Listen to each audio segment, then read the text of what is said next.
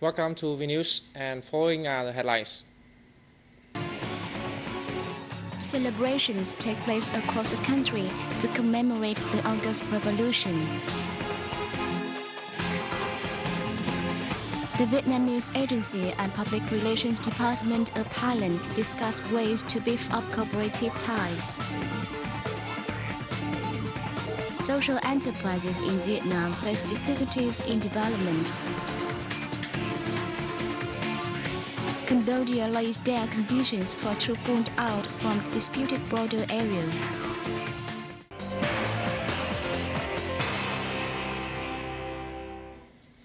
"66 years ago, the Vietnamese people successfully staged the August Revolution, which led to the establishment of the Democratic Republic of Vietnam, the first state of workers and peasants in Southeast Asia.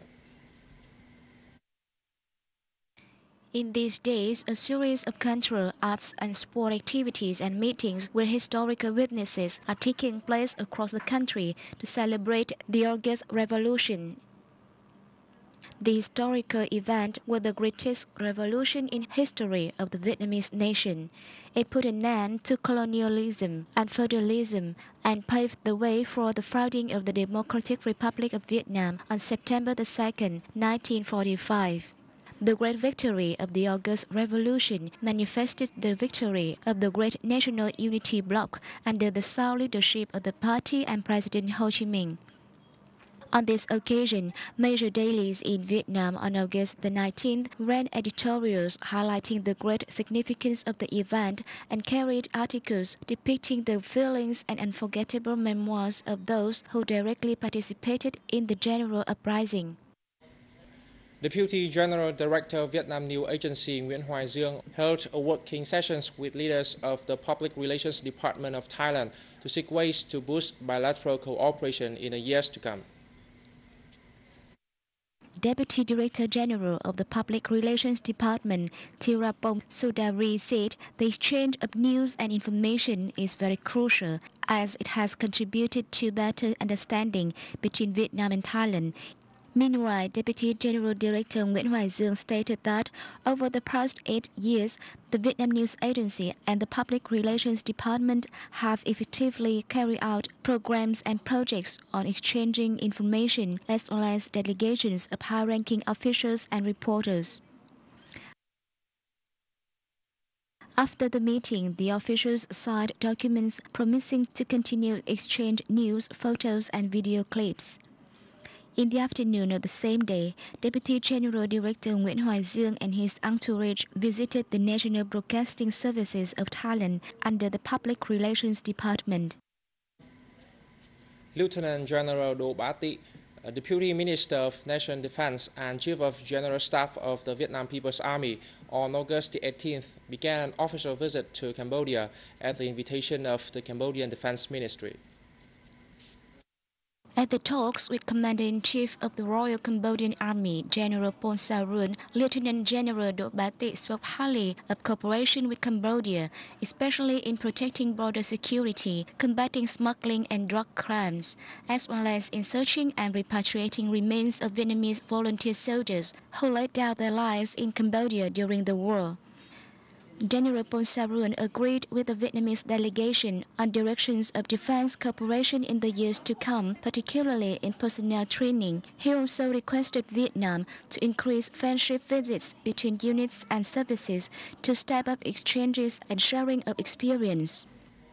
President of the Vietnam Institute of Social Sciences, Dr. Nguyễn Xuân Thắng, on August 18th, paid a courtesy visit to Lao Vice State President Bonyang Volachit as part of his trip to the country. Dr. Thắng informed his host that his institute and the Laos National Institute of Social Sciences will strengthen comprehensive cooperation to improve capacity of scientists in research of theory and review realities to contribute to national construction. Vice President Bonyang Volachit expressed his hope that the two institutes would engage in projects with a strong practical focus to contribute to developing the special friendship and comprehensive cooperation between the two countries.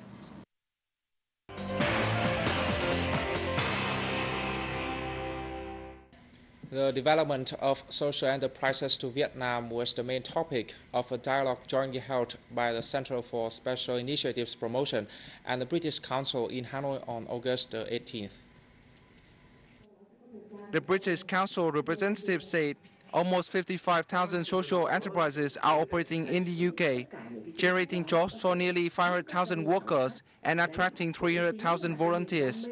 These enterprises earn combined revenues of about £27 billion a year and contribute £8.4 billion to the country's GDP.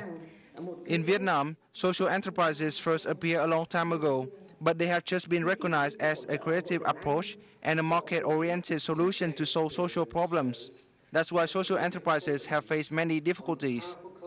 Participant-focused discussion on legal environment, management capacity and resource mobilization of social enterprises. They emphasize the need to enhance the connectivity among social enterprises and between them and governmental organizations and donors.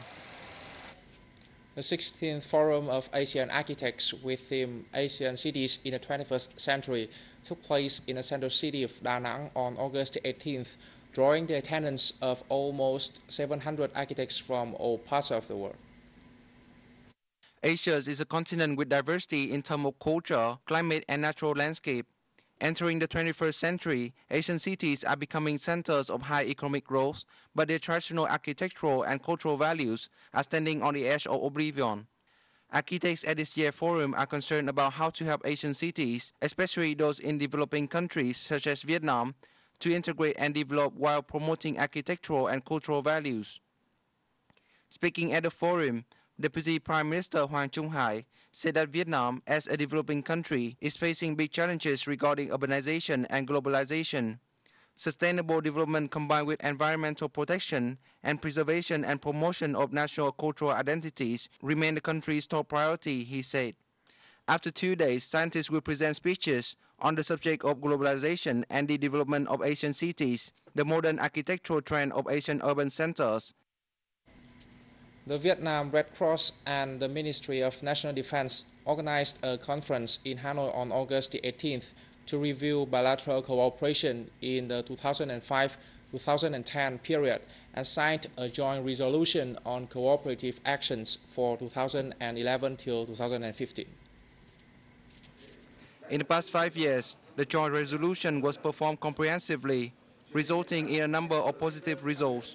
The two sides raised funds to build nearly 11,000 houses and 300 schools, take care of Vietnamese heroic martyrs, search and repatriate more than 2,000 sets of remains of Vietnamese fallen combatants. At the conference, the two sides discussed and agreed on cooperation direction for next 5 years, focusing on improving the awareness of officers, soldiers, members and young people of the party humanitarian policy, tasks of national defense and security, and international humanity law. Cambodian Deputy Prime Minister and Minister of Defense Thi Banh has reiterated that it is impossible to withdraw troops from the newly defined demilitarized zone surrounding the Preah Vihear Temple without the presence of Indonesian observers. The minister's remark came after Thai Defense Minister General Yuthassak Sasiprapa said it might not be necessary for Indonesian observers to be sent to the dispute area near the Preah Vihear Temple if Thailand and Cambodia can reach agreement on solving their problems. The minister cited the International Court of Justice decision, saying that the pull-out must be done with the presence of Indonesian observers and that Cambodia and Thailand have to comply with it. The same day, a spokesperson of the Cambodian Foreign Ministry said the presence of Indonesian observers is necessary to oversee the withdrawal of troops. Cambodia and Thailand have had sporadic border conflict over territorial dispute near the Preah Vihear Temple since it was listed by UNESCO as a World Heritage Site on July 7, 2008. Since then, both sides have built up military force along the border and periodic clashes have happened, resulting in deaths of troops and civilians on both sides. However, the military tensions has been eased since Thailand Pheu Thai Party won a landslide victory in the general election on July 3rd. And that's the end of the news today. Thank you for joining us and see you next time.